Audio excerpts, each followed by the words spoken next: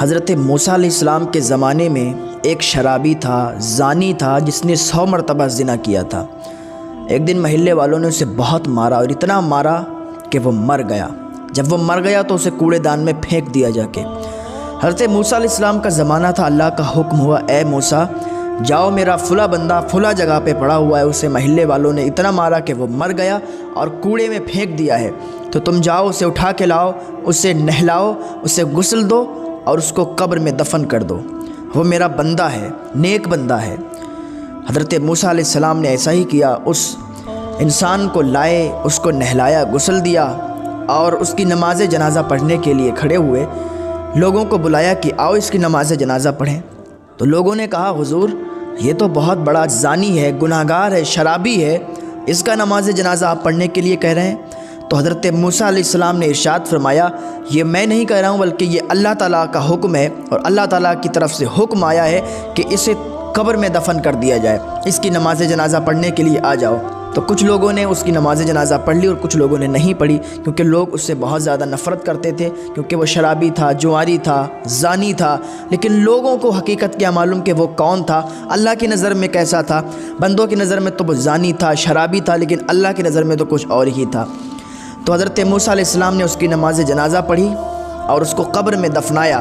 جب قبر کھودی گئی تو اس کی قبر میں بڑی ہی اچھی خوشبو آ رہی تھی، اس کی قبر روشن تھی، روشنی تھی اس کی قبر میں، اس کو دفن کر دیا گیا۔ پھر حضرت موسیٰ علیہ السلام کوہ طور پر گئے اور اللہ سے، کیونکہ حضرت موسیٰ علیہ السلام کی کوہ طور پر اللہ سے باتیں ہوا کرتی تھیں، حضرت موسیٰ علیہ السلام کوہ طور پر گئے اور اللہ سے عرض کی، یا اللہ، اے میرے رب، وہ دنیا کی نظر میں تو شرابی تھا، دنیا کی نظر میں تو وہ زانی تھا، تو نے حکم دیا کہ اسے دفن کر دیا جائے۔ اللہ رب العزت نے ارشاد فرمایا، اے موسیٰ جانتے ہو وہ حقیقتاً گناہگار تھا، اس نے 100 زنا کیے تھے، شرابی تھا، جواری تھا، لیکن ایک دن ایسا ہوا کہ اس کے دروازے پر ایک خاتون آئی تھی۔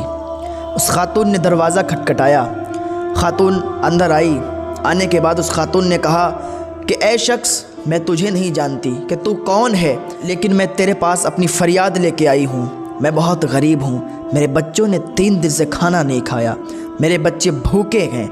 اے شخص، تو اتنا مال رکھتا ہے، تو اتنا دولت مند ہے کہ میری مدد کر سکے، میں تیرے آنگن میں، تیرے گھر میں فریاد لے کے آئی ہوں، تو میری مدد کر دے۔ تو اس انسان نے کہا کہ میں تیری مدد ضرور کروں گا۔ وہ اٹھا اور گھر کا دروازہ بند کر دیا۔ جب گھر کا دروازہ بند کیا، پھر اس خاتون سے کہا، میں تیری مدد ضرور کروں گا، لیکن اس سے پہلے میری ایک آرزو ہے، وہ تو پوری کر۔ اس عورت نے کہا، تیری کیا آرزو ہے؟ تو مجھ سے کیا چاہتا ہے؟ میں غریب ہوں، میرے پاس کچھ نہیں ہے۔ اس شخص نے کہا، میری ایک عادت ہے، میں زانی ہوں، تو میں تیرے ساتھ بدفعلی کروں گا۔ اس نیک عورت نے، نیک خاتون نے کہا، اے انسان، اللہ سے ڈر، میں تیرے یہاں فریاد لے کے آئی ہوں، مدد کے لیے آئی ہوں، اور تو غلط فائدہ اٹھا رہا ہے اس کا، اللہ تجھ سے ناراض ہوگا اور اللہ تجھے ہلاک و برباد کر دے گا۔ ایسے ہی وہ خاتون گھر سے باہر نکلنے کی کوشش اس نے کی کہ اس نے اس کو پکڑ لیا۔ اب جیسے ہی پکڑا تو اس کی ایک چیخ نکلی تو اس شخص نے پوچھا کہ مجھے یہ بتا، تو چیخی کیوں؟ تیری آواز کیوں نکلی؟ تو اس خاتون نے کہا، مجھے اللہ سے ڈر لگتا ہے، مجھے اللہ سے ڈر ہے، اللہ تعالیٰ مجھے سخت عذاب دے گا، اگر مجھ سے یہ غلط کام ہو گیا تو کل اللہ کو کیا منہ دکھائیں گے، کل اللہ کے ہاں کیا جواب دیں گے۔ جب اس شخص نے اتنا سنا کہ پہلی بار، پہلے دن جب یہ اتنا اللہ تعالیٰ سے ڈر رہی ہے، تو میں نے تو 100 بار زنا کیا ہے، میں تو زانی ہوں، شرابی ہوں، جواری ہوں، پھر اللہ تعالیٰ مجھ سے کتنا ناراض ہوگا۔ اس دن اس نیک عورت کی وجہ سے اس نے توبہ کی اور اسی سے کہا کہ میں آج کے بعد کبھی بھی زنا نہیں کروں گا، شراب نہیں پیوں گا، جوا نہیں کھیلوں گا۔ اس دن سے اللہ کی بارگاہ میں اس نے سچے پکے دل سے توبہ کر لی اور وہ نیک ہو گیا۔ لوگوں نے اسے مارا، پیٹا، اسے کوڑے میں ڈال دیا، لیکن اس کی یہ ادا مجھے اتنی پسند آئی کہ میں نے اسے بخش دیا ہے اور وہ میرا نیک بندہ ہے۔